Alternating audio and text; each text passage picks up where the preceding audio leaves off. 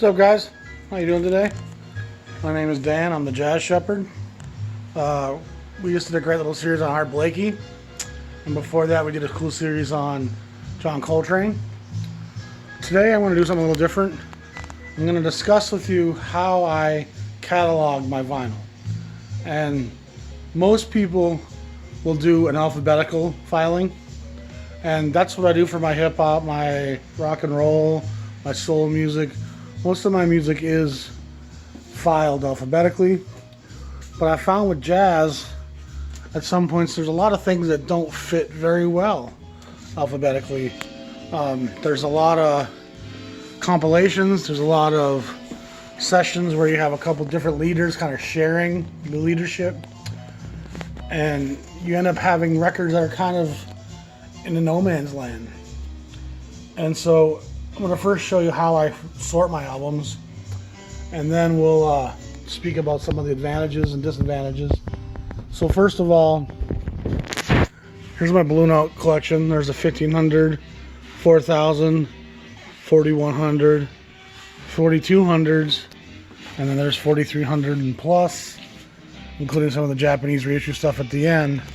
So that's most of my Blue Note discography, minus 10 inches. Here would be my Riverside 200 series, 300, 400, the Jazzland stuff. So now I want to show you my Impulse. That's actually my Roost label right there.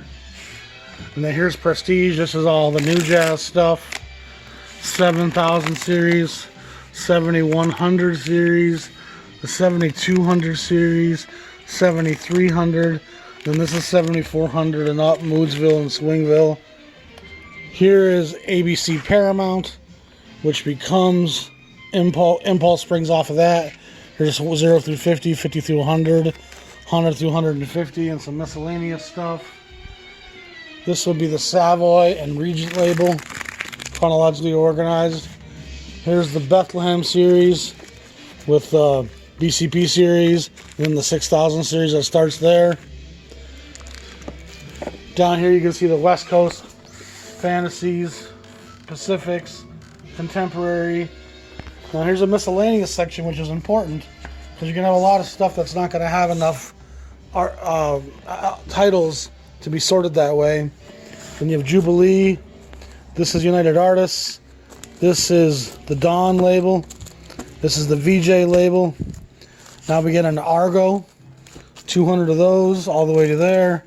And then now we're into Emercy, all the way to some Mercury here on the end. On the bottom is my Columbia stuff. Atlantic 1200, 1300, 1400, 1500. And there's the Verve stuff starting with the Ella 2000 series. And then we jump into 8000, 84, 85, 86, 87, 88. So that being said, why do I file that stuff by label? And it's something I had at times kind of go back and forth on. I'm not always sure it's the right way to go, but there's just certain things that I have a really hard time putting back in an alphabetical sequence. And there's also a lot of stuff I've learned from having my records filed this way. And I'm going to share some of that stuff with you right now. So, for starters, those numbers on those label sequences, they start to have meaning. And when you first do this, it's confusing, and there's different sequences sometimes for mono and stereo, so it's tough. What I've done is I've applied always the mono number and that sequence to all records, and I label them with marker on the plastic sleeve. It's sequence in that label's release order. It teaches you a lot of things, those numbers. It gives you the information as to what series this is. An Atlantic 1200 series versus the Atlantic 8000 series is going to be very different in what they're putting out on those labels. The Argo 4000 series versus the 600 series, it's different stuff. Blue Note, that 1500 series, knowing that's a 1500 title, it gives you an immediate look at the date this is from, who was on the label at that time. Riverside, a 100 series was very different than a 200 series. A 100 stuff is almost always going to be Dixieland and stride piano guys, and the 200 series is Monk. It's very different. And so once you start to get to know the numbers and what they mean, it gives you insight into records. When you're in a record store shopping, you're like, oh, this is from that period, this is on that sequence, this is probably pretty good stuff. It takes a long time to kind of digest it, but it's very insightful once you get to know it. 2, when you file things by label, you start to get to know the city and the region that this music was made in, and it was very regional in those days. And so getting to know MRC and VJ and Argo, Chess Cadet, it's teaching you about Chicago and the makeup of Chicago and the makeup of the audience that was purchasing records in Chicago, knowing the West Coast labels, the Pacifics, the Contemporaries, the Fantasies out of the Bay. Again, it tells you the different feel and the different demographic that made up those regions and what musicians were in those areas. And it also teaches you about the migration of the musicians. Some go east, some occasionally go west. There's a lot of insight that you can glean there. Label rosters is something that you can start to learn when you have these records filed sequentially. When you grab a Blue Note 4020, you know, like, oh, I know that stable at that time of artists on that label was outstanding, you know. And so again, it goes for almost every label.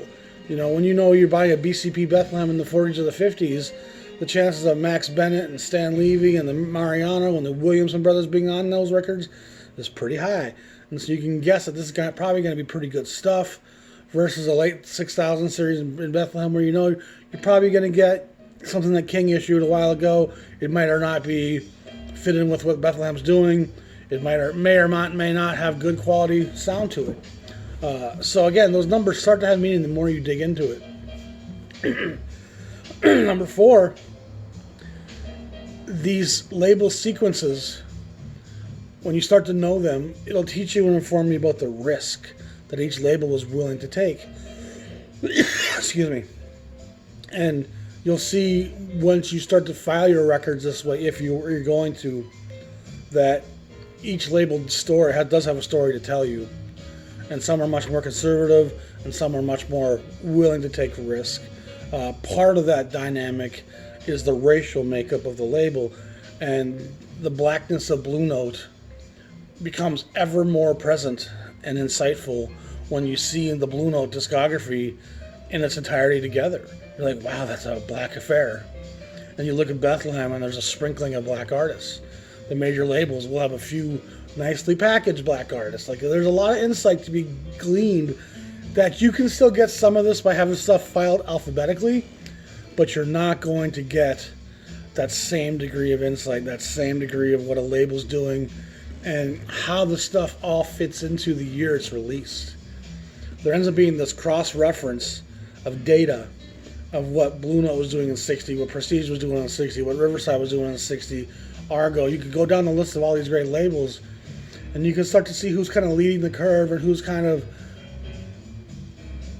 behind the times.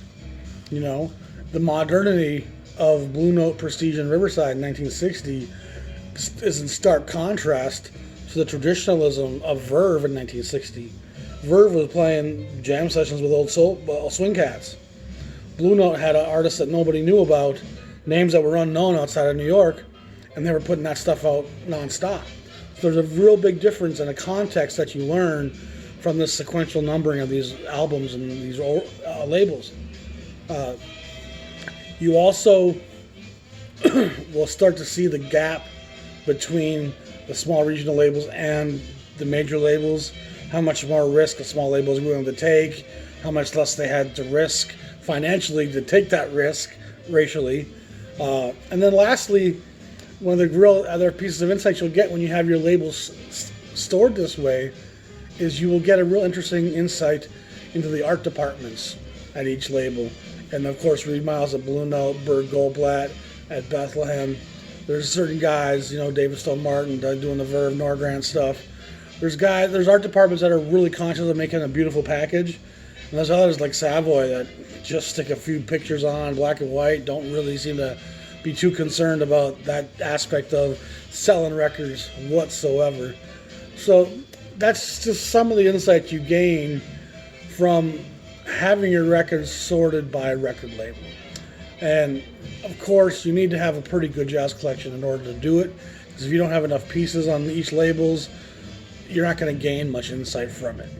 But if you have 100, 200 records by a label, even 50, 60 records by a label, you could start to really learn a lot about the history of that label and how it fits into the jazz canon, and when it was the most valid and current, and when it was kind of trudging water, and when it was getting ready to die, its last breaths.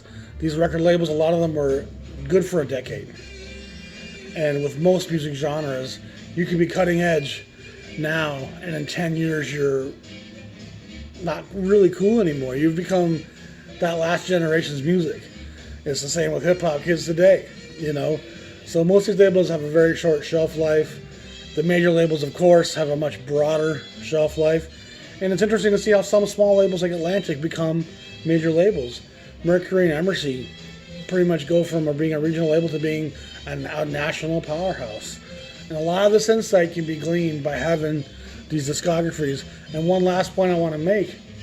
When you start purchasing labels and just going, okay, I know this label puts out solid jazz music on this imprint and this sequence all the time, you will discover a lot of cool new artists that you don't hear about in the jazz canon, that you don't hear about in all the chat groups and the Facebook groups, because they're going to only talk about the Coltranes and the Minguses and the Monks and the Miles, and they're going to post that stuff over and over and over again.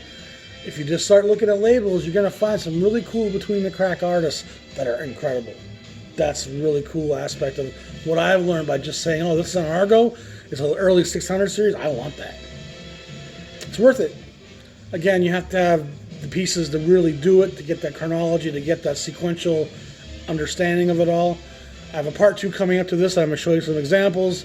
Thanks for checking in. My name is Dan. I'm the Jazz Shepherd. Subscribe to my channel. Peace.